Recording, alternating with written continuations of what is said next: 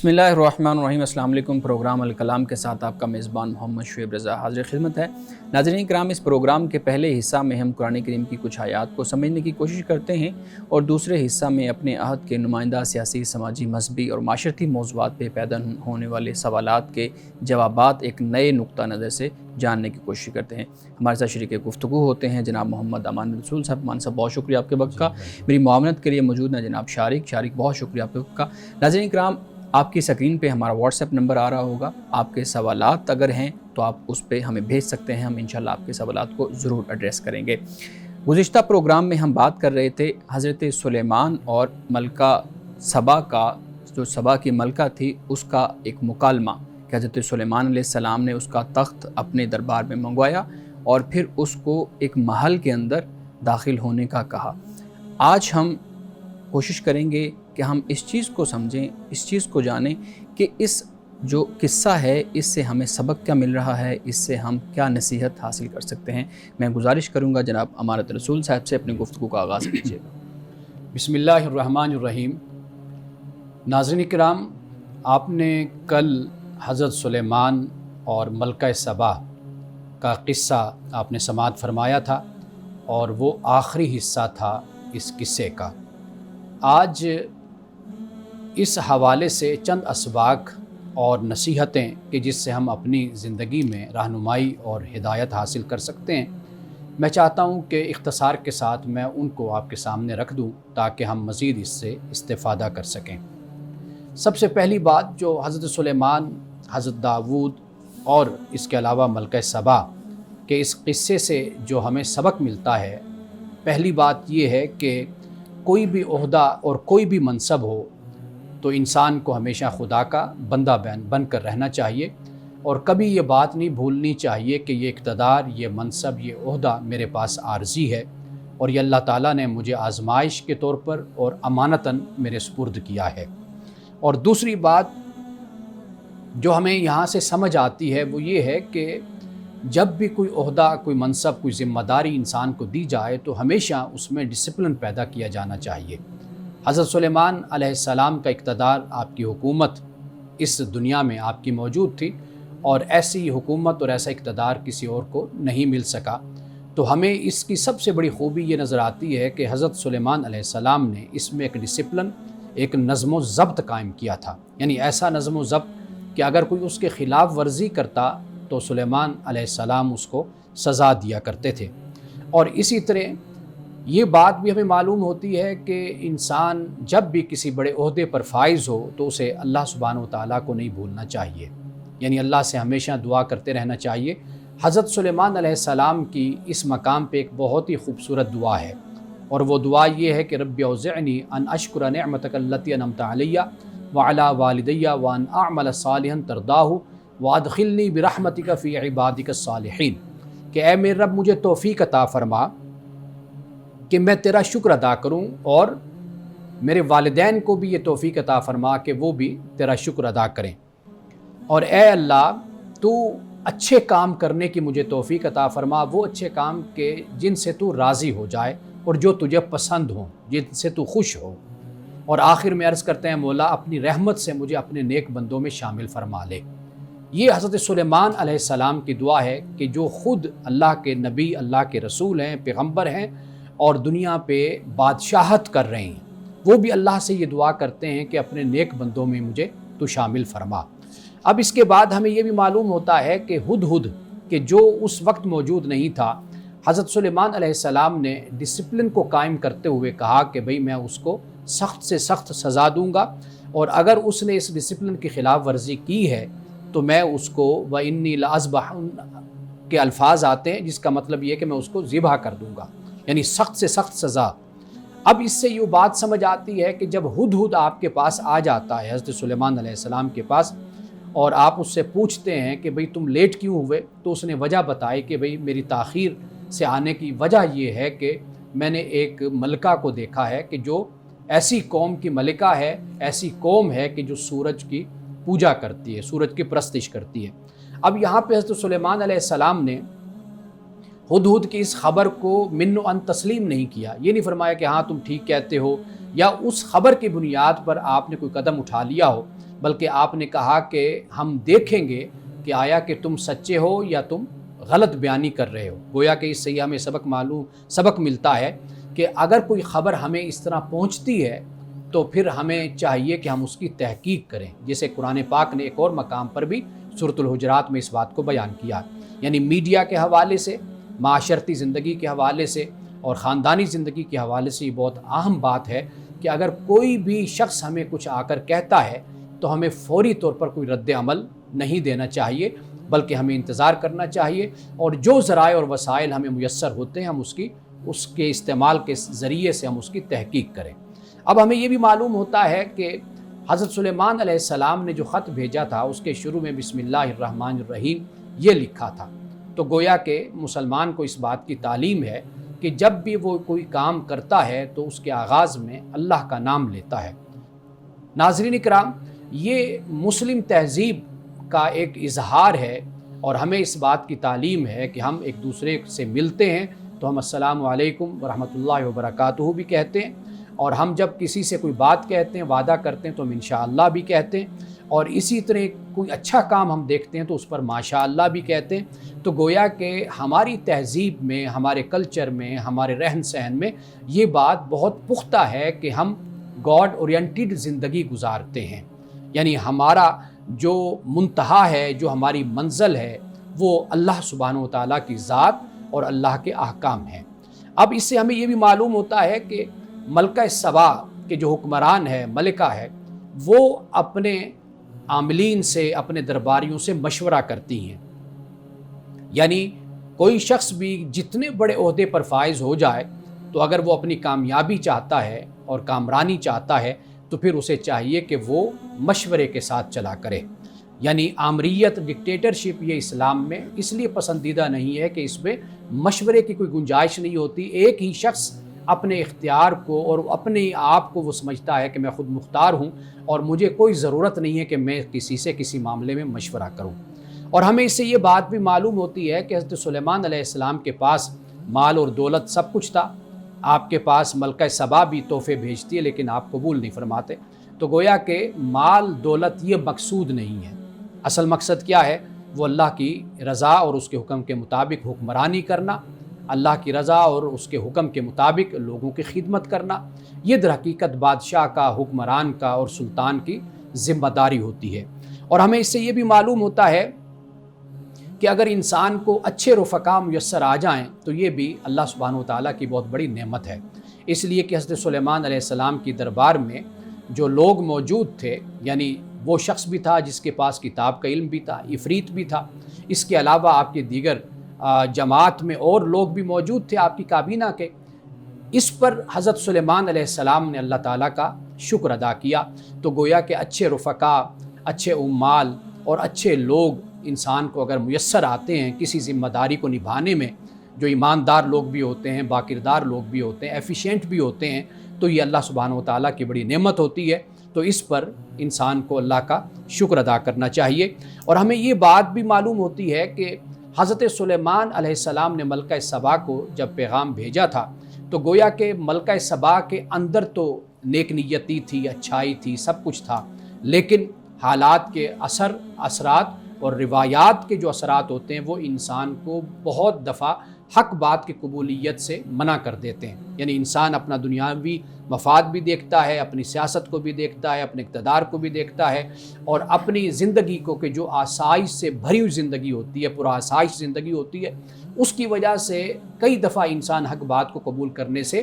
انکار کر دیتا ہے یا اس میں ہیزیٹیٹ کرتا ہے۔ تو ملکہ سبا کا جو رویہ تھا، اگر اس مقام پر ہم پڑھیں تو ہمیں یہ نظر آتا ہے کہ انسان کی شخصیت پر اس کے روایات کا اثر ہوتا ہے، لیکن جو شخص حق کی جستجو رکھتا ہے، حق کی طلب رکھتا ہے، وہ چاہتا ہے کہ وہ حق کو پہچانے اور اس میں حق کو دریافت کرے، تو پھر وہ کبھی بھی اپنی روایات کے اثر کو زیادہ دیر تک قبول نہیں کرتا۔ اور اس میں جو آخری بات ہمیں سمجھ آتی ہے اور وہ بہت اہم بات ہے، اور وہ یہ کہ ملکہ سبا نے حضرت سلیمان علیہ السلام کے محل کو بھی دیکھا، آپ کی دربار کو بھی دیکھا، اور آپ کی حکومت کے جو فلسطین پر ہے، مصر پر ہے، شام پر ہے، یعنی اتنی بڑی آپ کی سلطنت ہے، اور آپ کی حکومت اور آپ کا اقتدار قائم ہے فقط زمین پر، یعنی انسان نہیں جن بھی، چرند پرند بھی، جیسے قرآن مجید نے بیان کیا، یہاں تک اتنی بڑی سلطنت رکھنے والا انسان ملکہ سبا نے کیا دیکھا؟ حضرت سلیمان علیہ السلام کے کردار کو دیکھا، ان کے اخلاق کو دیکھا، اس لیے کہ اس نے دیکھا کہ یہ بادشاہ، یہ حکمران کہ جس کے پاس اتنا کچھ ہے لیکن اس کا دماغ، یعنی اس کی سوچ اور اس کی فکر یہ اللہ سبحانہ و تعالیٰ کے حکم کے تابع ہے۔ حضرت سلیمان علیہ السلام نے ملکہ سبا کے سامنے اپنے دربار میں مختلف مقامات پر ہمیشہ اللہ کا شکر ادا کیا اور اللہ کی بندگی کا اظہار کیا۔ یعنی اس مقام پر اور اس صورت میں ہم دیکھتے ہیں کہ شکر کا لفظ حضرت سلیمان علیہ السلام ادا کر رہے ہیں، تو گویا کہ آپ کسی کو دعوت دیں، تقریریں کریں، خطاب کریں، اس کی اتنی اہمیت نہیں ہوتی کہ جتنی اہمیت آپ کے کردار، آپ کے اخلاق کی ہوتی ہے کہ جس سے دوسرا شخص متاثر ہو کر آپ کے دین کو، آپ کے مذہب کو قبول کرتا ہے۔ ناظرین کرام، یہاں وقت ہوا چاہتا ہے ایک بریک کا، ہمارے ساتھ رہیے گا۔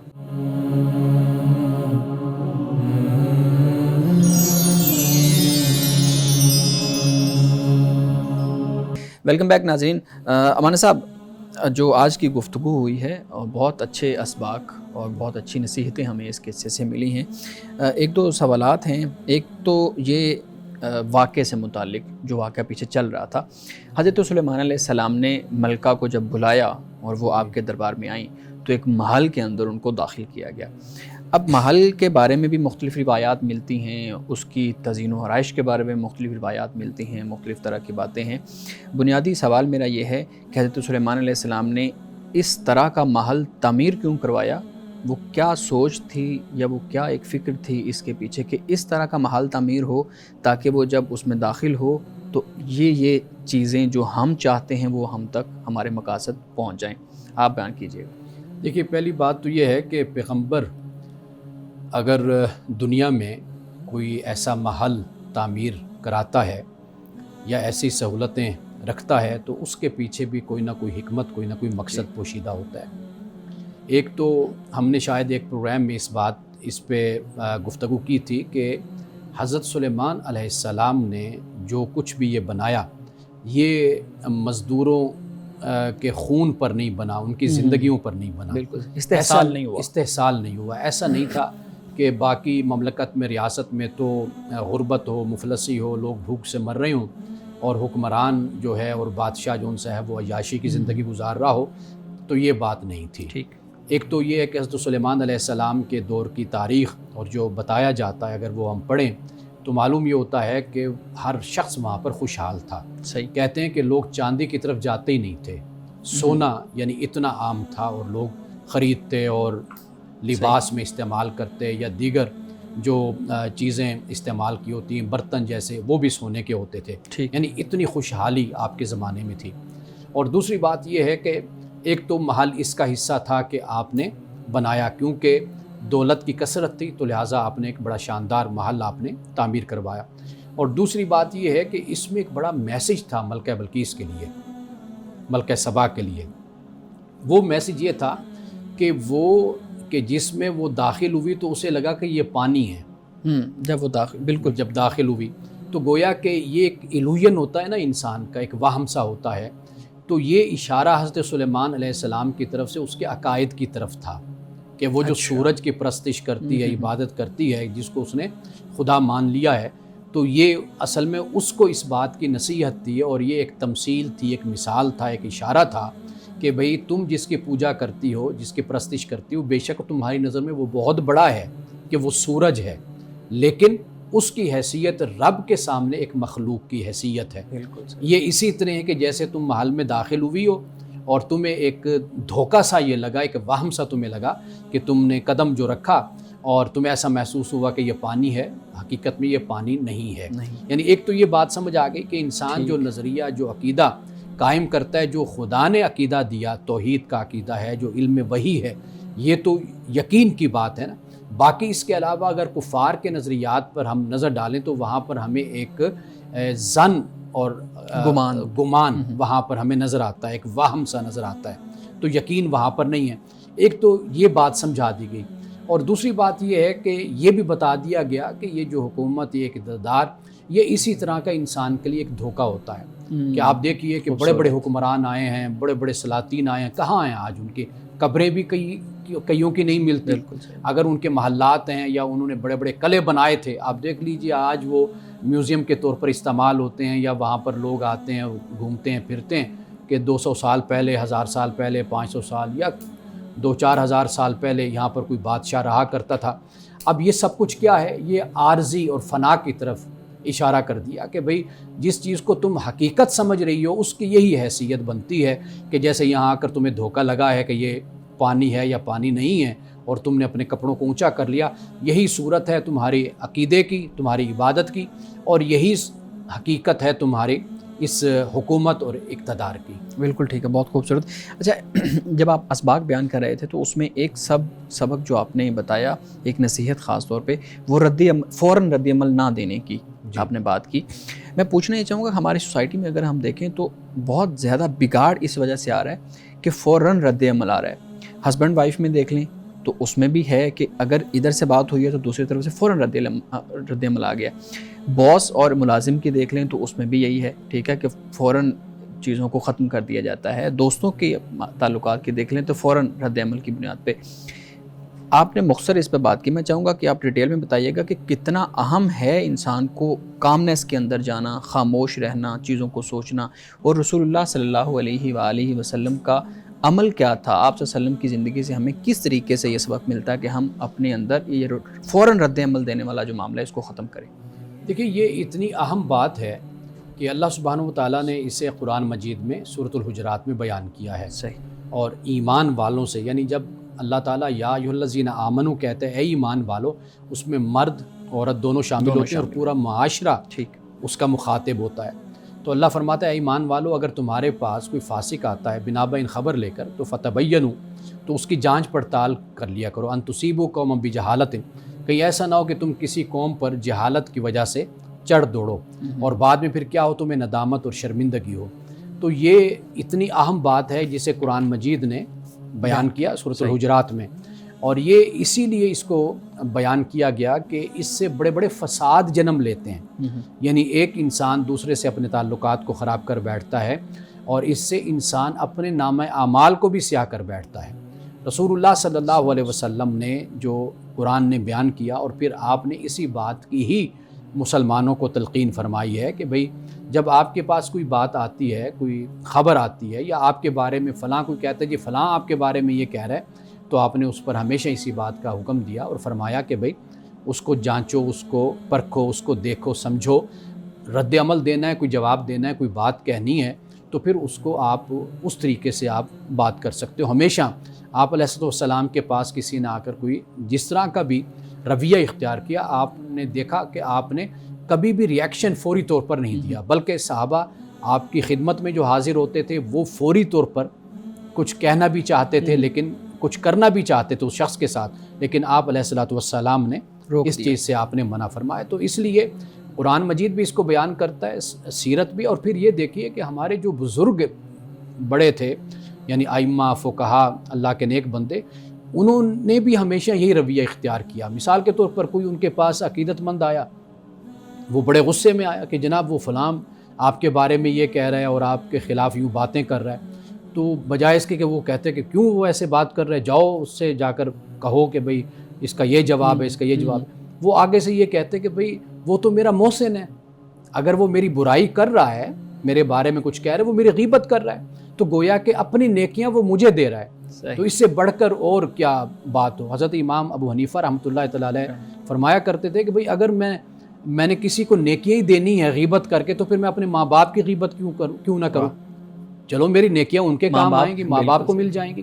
تو گویا کہ بزرگوں کی آگے بھی تعلیم یہی ہے، لیکن آج جو ہمارے معاشرے کا جو رویہ، در حقیقت ہماری جو اخلاقی تربیت ہے وہ نہیں ہوئی۔ بحیثیت مسلمان جو تعلیمات ہیں وہ بھی ہم مد نظر رکھیں، اور پھر یہ ہے کہ ایک معاشرہ جن خطوط پر استوار ہوتا ہے، جن اقدار اور ویلیوز پر استوار ہوتا ہے، حقیقت میں ہم نے اس طرح بھی اپنے معاشرے کو نہیں بنایا۔ اور خاص طور پر اپنے آپ پر توجہ کرنا یہ بہت ضروری چیز ہے کہ تاکہ ہم ان برائیوں کو اپنی شخصیت سے نکالتے چلے جائیں۔ صحیح بالکل ٹھیک ہے۔ ناظرین کرام، یہاں پہ وقت ہوا چاہتا ہے ایک بریک کا، ہمارے ساتھ رہیے گا۔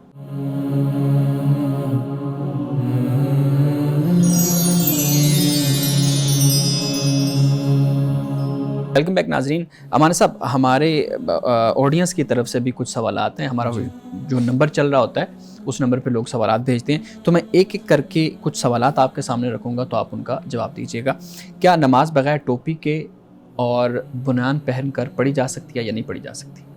دیکھیے، پہلی بات تو یہ ہے کہ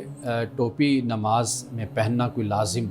ضروری نہیں ہے۔ ٹھیک، اس کی دو صورتیں ہوتی ہیں کہ آپ جیسے ایک باادب انداز اختیار کرتے ہیں جو آپ کے معاشرے میں رائج ہوتا ہے۔ ہمارے ہاں جیسے اللہ کی بارگاہ میں انسان حاضر ہوتا ہے، نماز پڑھتا ہے، تو ایک ادب کا انداز ہے کہ ہم ٹوپی لے لیتے ہیں، سر کو ڈھانپ لیتے ہیں۔ تو یہ ایک پہلو اس حوالے سے ہے کہ ٹوپی پہن کر نماز پڑھی جاتی ہے۔ اگر کوئی ٹوپی نہیں بھی پہنتا تو عام طور پر اس طرح ہوتا ہے کہ انسان جیسے عدالت میں جاتا ہے، ایک گناہ گار ہے، ایک مجرم ہے، تو وہ عدالت میں جاتا ہے تو اس کے بال بکھرے ہوتے ہیں، سر پہ کپڑا نہیں ہے، تو یہ صورت اس کی ہوتی ہے، یا ننگے سر جاتا ہے۔ تو اللہ کی بارگاہ میں اگر انسان اس سوچ سے جاتا ہے کہ میں گناہ گار ہوں، مجرم ہوں، اللہ کی بارگاہ میں حاضر ہو رہا ہوں، اس کی عدالت میں جا رہا ہوں، تو اگر اس نیت اور اس احساس کے ساتھ جاتا ہے تو پھر بھی ٹھیک ہے۔ اگر پہن کر جاتا ہے اس لیے کہ ایک ادب کا تقاضا وہ یہ سمجھتا ہے تو وہ بھی ٹھیک ہے۔ تو دونوں طریقوں کا جو انحصار ہے وہ انسان کی نیت، یعنی لازم نہیں ہے، لازم نہیں ہے، انسان کی نیت پر اس کا انحصار۔ دوسرا حصہ تھا کہ بنیان پہن کر نماز پڑھی جا سکتی ہے۔ دیکھیے، جو بنیادی بات ہے وہ یہ ہے کہ انسان کا جو سطر ہے مرد کا وہ چھپا ہونا چاہیے، جو ناف سے لے کر اس کے گھٹنے تک ہے۔ ٹھیک، تو یہ اگر چھپا ہوا ہے تو پھر وہ نماز ادا کر سکتا ہے۔ لیکن اگر انسان کے پاس کپڑے ہیں اور انسان محروم نہیں ہے تو بہتر تو پھر یہی ہوتا ہے کہ انسان اللہ کی بارگاہ میں حاضر ہو رہا ہے تو ایک اچھے انداز میں، خوبصورت طریقے سے اللہ کی بارگاہ میں حاضری دے۔ بالکل ٹھیک ہے۔ اچھا، دوسرا سوال یہ ہے کہ ہمارے ہاں مائیں نام بدل دیتی ہیں اپنے بچوں کے، اس وجہ سے کہ ان کو معلوم ہوتا ہے کہ وہ بھاری ہیں ان کی شخصیت پہ، تو اس بارے میں ہم بتائیے گا۔ ایک اور سوال ہے، اس کے ساتھ میں لنک کر دوں۔ ایک خاتون کی طرف سے سوال آیا ہے کہ ان کی بیٹی کا نام ایمن ہے، وہ بہت روتی ہیں اور وہ بہت زیادہ شرارتیں کرتی ہے بچی، تو کیا یہ اس کے نام کا اثر ہے؟ دیکھیے، نام کوئی بھاری نہیں ہوتا، یہ دیکھنا چاہیے کہ اس نام میں کوئی شرکیہ بات نہ ہو، ٹھیک ہے، کوئی شرک کی بات نہ ہو، اور دوسرا کوئی اخلاقی حوالے سے کوئی خراب نام نہ ہو۔ مثال کے طور پر ہمارے ہاں والدین کئی نام میرے پاس ایسے آئے کہ جو بولنے میں اچھے لگے لیکن اس کا معنی بہت خطرناک تھا، اور بہت ہی، یعنی قرآن مجید میں جیسے عذاب کا ذکر ہے، جہنم کا ہے، تو وہ نام سننے میں ان کو اچھا لگا تو ان کا جی یہ ہم نام رکھنا چاہتے ہیں، تو اس کا کوئی مطلب اگر تھا تو وہ بڑا منفی اور خوفناک مطلب تھا۔ ایک تو یہ خیال کرنا چاہیے کہ نام کوئی بھاری نہیں ہوتا، بس اس چیز کا خیال کرنا چاہیے کہ اس میں کوئی اس طرح کی خرابی نہ ہو۔ ایک نفسیاتی طور پر کہتے ہیں، مثال کے طور پر اگر کوئی نام ایسا ہے آپ بچے کو بار بار بلاتے ہیں تو واضح بات ہے کہ اس کا نام جو سا ہے اس کا مطلب کچھ مناسب نہیں ہے، یا وہ مطلب ذرا جسے ہم کہتے ہیں نا کہ جبر والا نام ہو جاتا ہے، تو اس بنیاد پر نفسیاتی طور پر ہم کہہ سکتے ہیں کوئی اثر ہوتا ہے کہ جیسے مثال کے طور پر کسی کو آپ غلط نام سے بلاتے رہیں گے، بولتے رہیں گے، ویسے اس کا کوئی نک نیم رکھ لیتے ہیں تو وہ ایک شخصیت پر اس کا برا اثر ہوتا ہے۔ باقی کوئی اس طریقے سے خیال کرنا کہ کوئی نام بھاری ہوتا ہے تو اس کا کوئی تصور نہیں ہے۔ جی شکریہ۔ ایک سوال اور ہے، اور ایمن کے حوالے سے جو آپ نے پوچھا،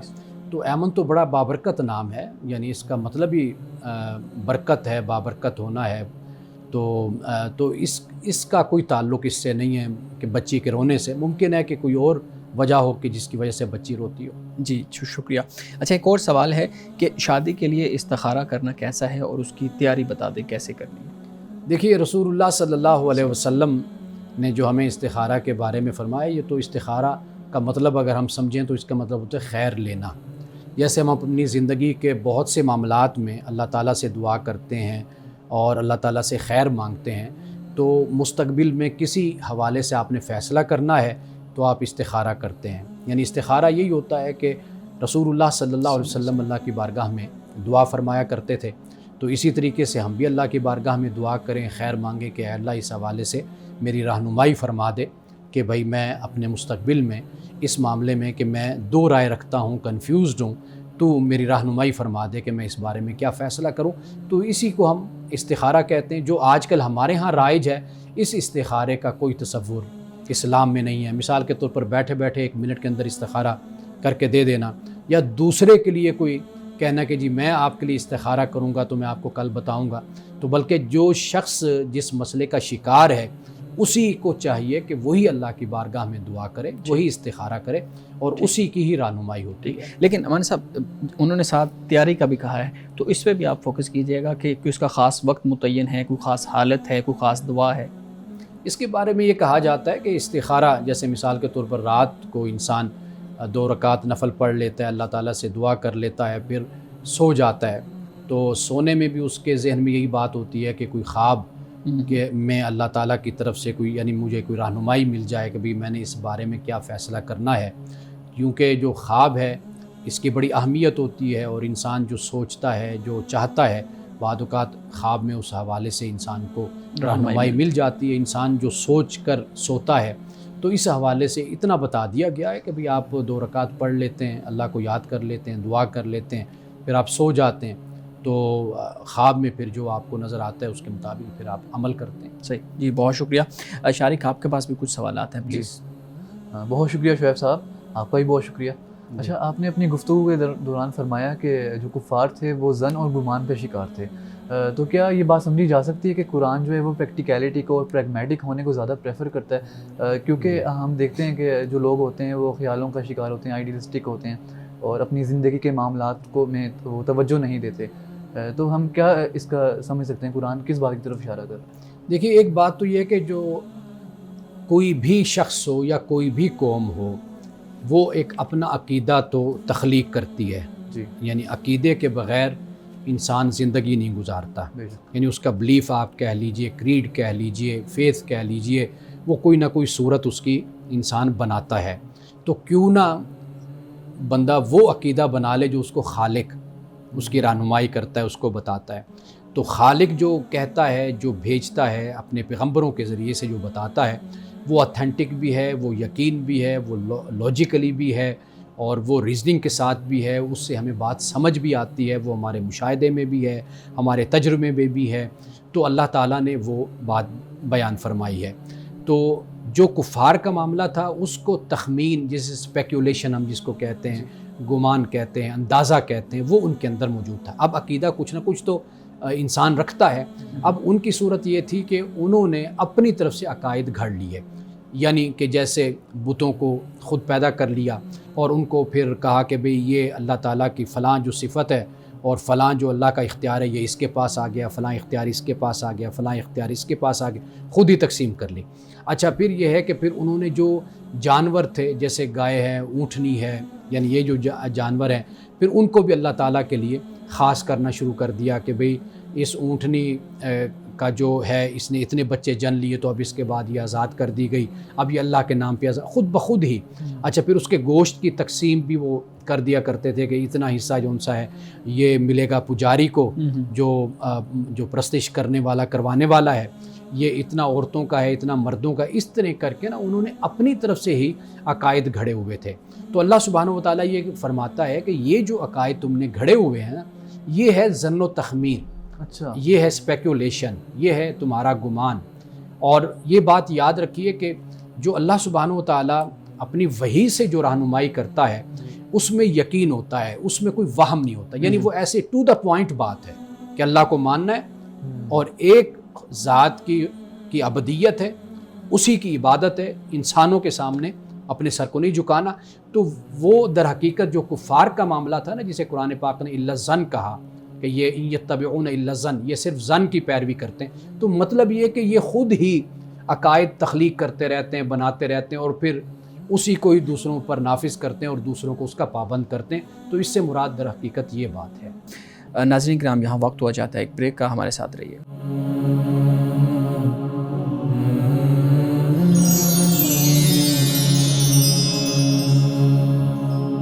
ویلکم بیک ناظرین۔ شارق پلیز، اب آپ سوال کر رہے تھے ہمارے صاحب سے۔ ہمارے ہاں جو بچوں سے ملازمتیں کروائی جاتی ہیں گھروں میں یا دکانوں میں، کیا یہ رویہ درست ہے؟ اسلام اس حوالے سے کیا رہنمائی فرماتا ہے؟ دیکھیے سب سے پہلی بات تو یہ ہے کہ جو انسانی حقوق ہیں اس میں یہ بات بہت اہم ہے کہ جو شخص جس بھی عمر کا ہے، وہ چھوٹا ہے، وہ بڑا ہے، وہ خاتون ہے، وہ بوڑھا ہے، اس کا استحصال نہیں ہونا چاہیے، اس کی یعنی ایکسپلائٹیشن اس کی نہیں ہونی چاہیے. تو یہ بڑی اہم بات ہے. بچوں کے حوالے سے یہ ہے کہ جو اس وقت رائج صورت ہے اور جو بین الاقوامی قانون ہے وہ یہی ہے کہ بچوں کے ساتھ جو معاملہ ہے وہ یہ ہے کہ جیسے بچے یعنی بڑے اس عمر میں پہنچتے ہیں کہ ان کا ایک تو تعلیم کا حق ہے بنیادی طور پر، جو ان کو تعلیم دی جانی چاہیے، اور پھر اس کے بعد جو ان کے تقاضے ہیں ان کے وقت کے ساتھ، عمر کے ساتھ. اور آپ یہ دیکھیے کہ پاکستان کی ریاست بھی ہو تو یہاں پر بھی یہ قانون سازی ہو چکی ہے اور بڑے عرصے سے ہے کہ میٹرک تک جو تعلیم ہے، میٹریکولیشن، اس تک تعلیم جو ہے وہ ہر شہری کا حق ہے اور ریاست کی وہ ذمہ داری بن جاتی ہے. یعنی یہ قانون میں موجود ہے. اب اگر ہمارے ہاں اس پر عمل نہیں ہوتا تو وہ ایک دوسری صورت بن جاتی ہے، لیکن دنیا میں اس وقت جو قانون ہے وہ یہی ہے کہ بھئی جو بچے ہیں، چائلڈ لیبر ہے، یہ قانون کے خلاف ہے، یہ جرم ہے، یہ رویہ بچوں کے ساتھ نہیں ہونا چاہیے. بچوں کا بنیادی حق ان کی تعلیم کا ہے، اور اسلام بھی اسی بات ہی کا ہمیں حکم دیتا ہے، ہمیں اسی کی رہنمائی کرتا ہے، اسی حوالے سے ہمیں بتاتا ہے کہ جب بچہ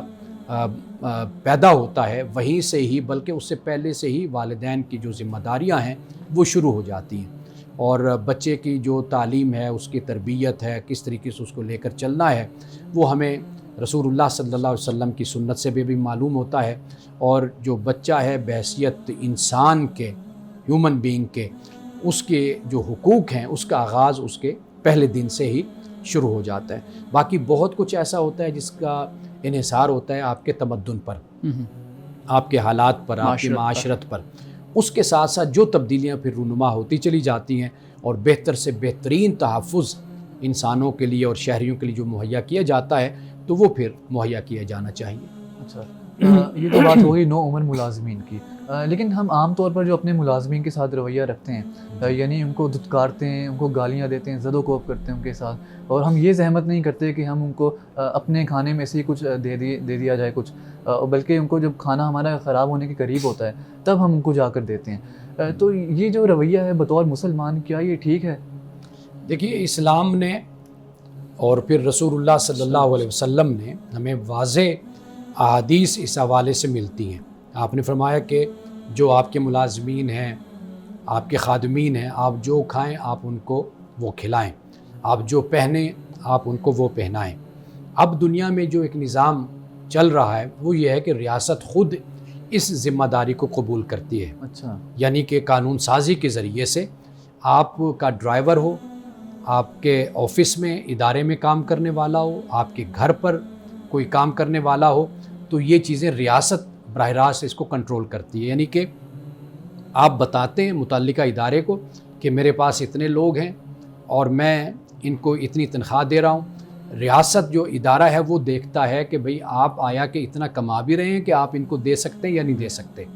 تو یہ دنیا میں آج کل یہ نظام رائج ہے. بدقسمتی سے اگر ہمارے ہاں ایسا نہیں ہے تو یہ افسوس ہے اس بات پر، ورنہ طریقہ کار یہی ہوتا ہے کہ جب بھی آپ چاہتے ہیں نا کہ آپ کسی کو ڈرائیور رکھیں تو آپ سے متعلقہ ادارہ پوچھتا ہے کہ آپ کما کیا رہے ہیں. آپ بتاتے ہیں کہ میں اتنا ٹیکس دیتا ہوں اور میری اتنی آمدن ہے، تو وہ پھر آپ کو کہتے ہیں ہاں ٹھیک ہے، آپ اتنا چونکہ اختیار یا اتنی استطاعت رکھتے ہیں، کیپیسٹی ہے، تو لہٰذا آپ ڈرائیور رکھ سکتے ہیں. اسی طرح اگر گھر پہ ملازمہ رکھی جاتی ہے یا ملازم رکھا جاتا ہے، اس کے معاملے میں بھی یہی صورتحال ہوتی ہے کہ وہ دیکھتے ہیں کہ آپ کی آمدن کیا ہے اور پھر آپ کیا اس کو اتنا دے سکتے ہیں، کیونکہ منیمم جو ویجز ہیں وہ جو سیلری ہوتی ہے وہ طے ہوتی ہے ریاست کی طرف سے.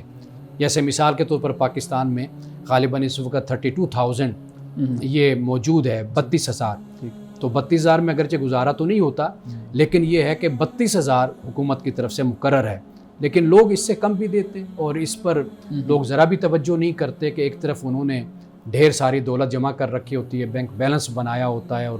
جائیدادیں بنائی ہوتی ہیں، لیکن دوسری طرف اپنے ملازمین کی جو ایک فوج انہوں نے تیار کر رکھی ہوتی ہے उन सब बेचारों का इस्तेहसाल हो रहा होता है। चाहूँगा कि आप सल्लम की हयात मुबारका से कोई मिसाल हमें मिले कि जहाँ हमें ये सीखने को मिले कि मुलाजमों के साथ कैसा रवैया रखा जाना चाहिए।